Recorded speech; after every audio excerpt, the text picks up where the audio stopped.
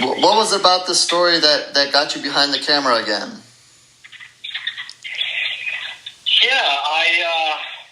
As you know, I did Sweet Karma 12 years ago, and then spent the better part of the decade being a partner at Raven Banner and helping other people get their films off the ground. And I knew I wanted to do another film, and actually I've been working on a film called The Fight Machine.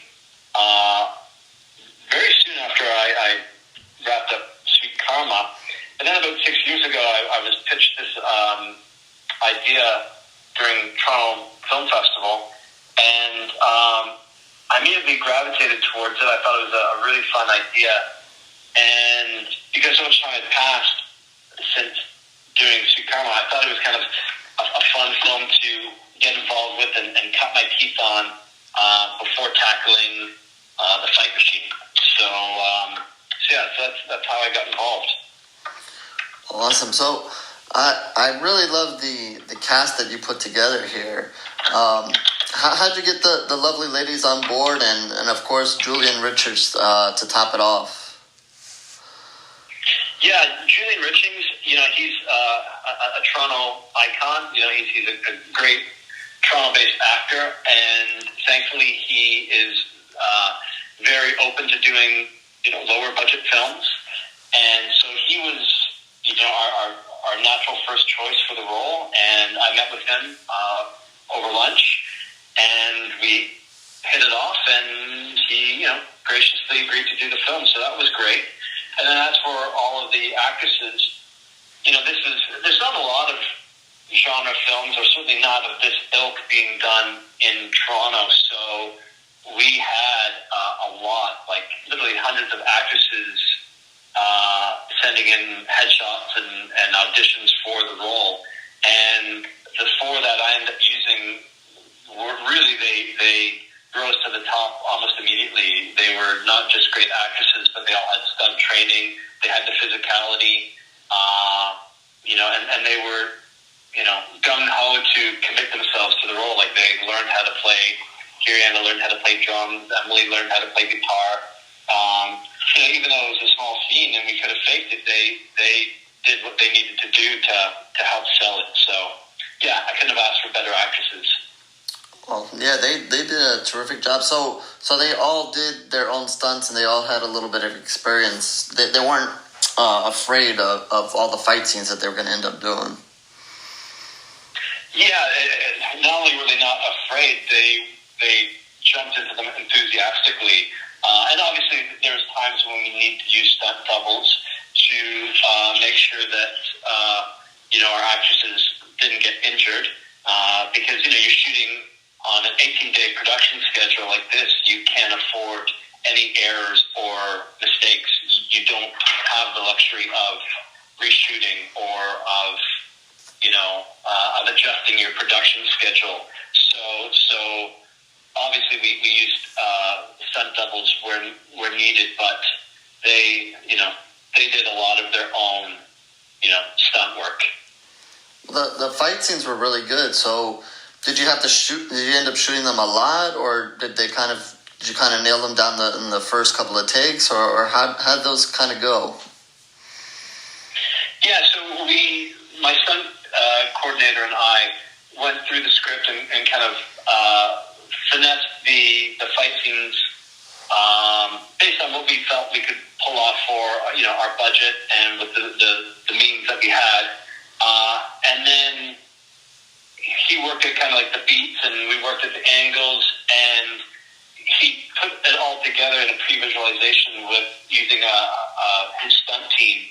And so then once we were happy with that, we essentially taught that choreography to our actresses, and they learned all the moves and whatnot. And then on the day, we literally just had to shoot the components that we needed. You know what I mean? So this angle from this beat to that beat. All right, great, we got it. Let's move on and get the next angle. And so we were very efficient in that way. And so we shot the whole, all the stunt scenes in a 6-day period. which then left us obviously 12 days to shoot the narrative portion of the film. Wow. With the fight scenes also came some good deaths and lots of blood and guts and so forth. Was that any challenge in that, or did that kind of come out all right? That was actually one of our bigger challenges. We had a prosthetic makeup person who we'd hired and was on set, and they actually became ill during filming. So a lot of things that we had planned, we had to scrap. And what we ended up doing is we ended up shooting a lot of the gore gags almost a year later. We took a day in studio and basically shot a lot of those gore gags. But because, like, they're inserts, you didn't need actors, we didn't need a full crew. And so we were able to do that at a later date. And then obviously, even just doing that created its own issues because, of course, of continuity challenges. But, that's what filmmaking is. Filmmaking is creative problem solving. Shit happens. And particularly when you don't have a big budget, you have to adapt and you have to maneuver and, roll with the punches.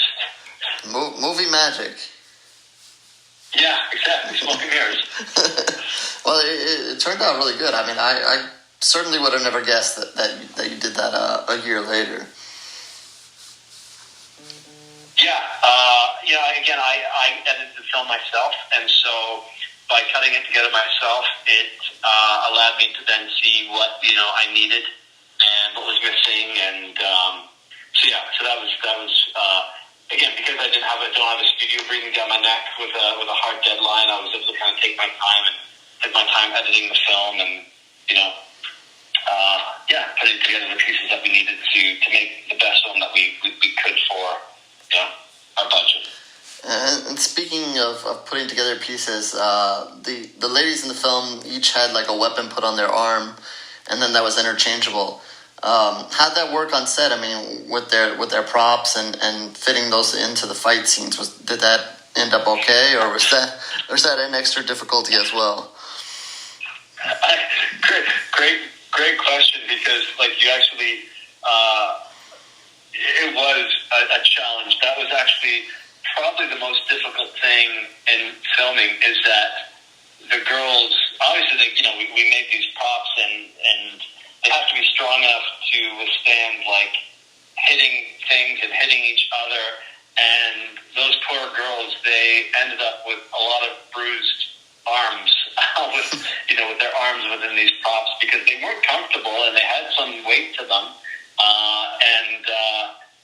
So we would have to pad their arms or put padding inside the prop to best protect them. But I think, all the actresses would say that they cursed those weapons. I could imagine while I was watching, especially some of the ones that were used much later on. It's definitely a challenge for them. But again, they, we shot this film up in Sudbury, Ontario, which is about 3 hours north of Toronto. We shot it at the end of September, beginning of October. So, it gets pretty cold there at night at that time. And I learned that Sudbury rains a lot. And so it was always kind of misty and cold. And we were shooting outdoors in an actual auto wrecking yard. They're wearing skirts and shorts, with their legs and arms exposed. So it was grueling, but there was very rarely any complaints. They were just always, eager to do it, and they were troopers. Yes, and they did an excellent job as well. I did want to ask if that really was shot in a junkyard or where you kind of found that setting, because that was pretty cool setup. Yeah, so up in Sudbury, there is actually this big recycling facility, and that's one of the lines that the tow truck driver uses. What does he say? where all these parts are, reused, recycled, and repurposed.